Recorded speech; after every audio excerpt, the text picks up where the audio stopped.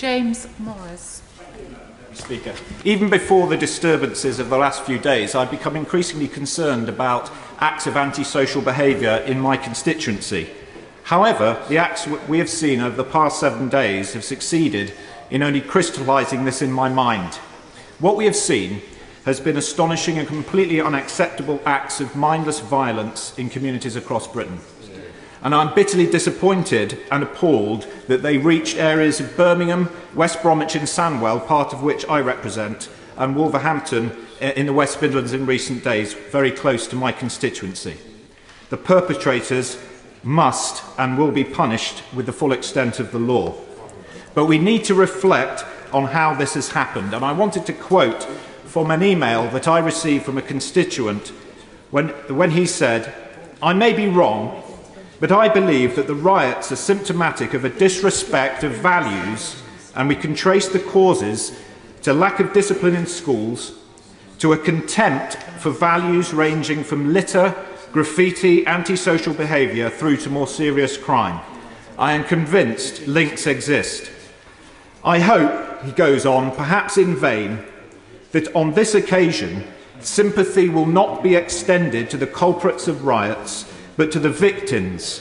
Instead of sympathising with the perpetrators, I hope that the government will look to discipline in society that is currently weak and is a major factor in present circumstances.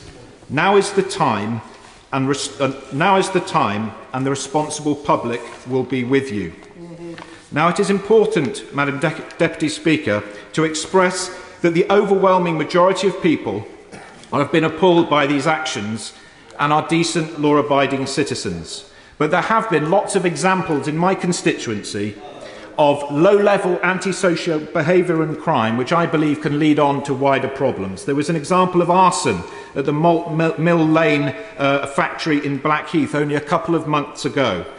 Metal theft has been a big issue across the Black Country, with the Halesowen Church of England primary school having its roof stripped on several occasions. And the graffiti on Stourbridge Road in Halesowen and other parts of Halesowen has been a persistent and constant problem. And I know that my local police commander, Inspector Steedman, recently arrested 5 youths for the graffiti. They went before the magistrates' court and they were fined a sum total of £29. They came out. I will give way to the... I thank my honourable friend and neighbour for giving way. Is he shocked to hear that the number of arson attacks in the borough of Dudley run at over 1,000 a year? And that, I believe, is a gross underreport. Every time we read the Express and Star, we read of arson attacks on a daily basis. The Honourable Lady makes an excellent point. I think it's very worrying, and I am a big believer in the broken windows theory approach to tackling crime. If you allow low-level disorder, you simply encourage further criminality in the same area.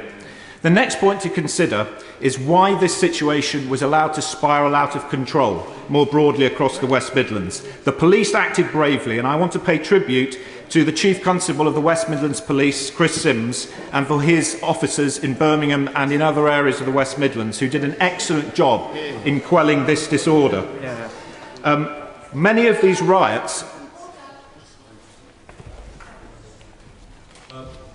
Madam Deputy Speaker, I beg to move that at this day's sitting, proceedings on the motion in the name of the Prime Minister may be proceeded with, though opposed, until 8 p.m. The original motion is not moved, and the motion is now as amended. So the question is that at this day's sittings, proceedings on the motion in the name of the Prime Minister relating to public disorder may be proceeded with, though opposed, until 8 p.m. As many of their opinions say aye. Aye. Of the contrary, no. The ayes have it. The ayes have it. Mr. James Morris. Thank you, Madam Deputy Speaker. I was paying tribute to the West Midlands Police for their excellent work in quelling the disorder, and we must recognise that many of these riots were organised. I apologise to the honourable gentleman. We're doing a somewhat unusual procedure here, and while I just completed half of it, I didn't do the rest. Forgive me, the clock has stopped. He will not be cheated of his time. Deferred division motion, the Prime Minister. Next move. The question is, as on the order paper, as many of that opinion say aye. Aye. Of the contrary, no. The ayes have it, the ayes have it. We're back in order. Mr. James Morris again. Thank you, Madam Deputy Speaker. I was saying that the disorder that we saw in Birmingham and across the West Midlands was organised by using modern technology on smartphones and social networks. And the police, to some extent, were always playing catch-up.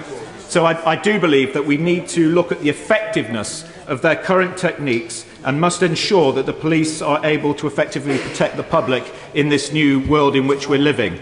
But we must also recognise, Madam Deputy Speaker, the critical role of brave individual police officers and the work that they did to quell this disorder, and I pay respect to every individual police officer that was on the streets of Birmingham and across the West Midlands over the last few days.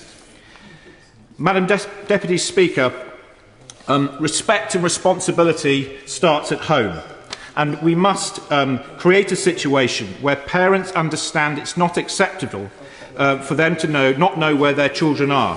And I believe that discipline in the classroom, and I know my right honourable friend, the Education Secretary, has recently introduced measures to improve school discipline, which I think is absolutely critical.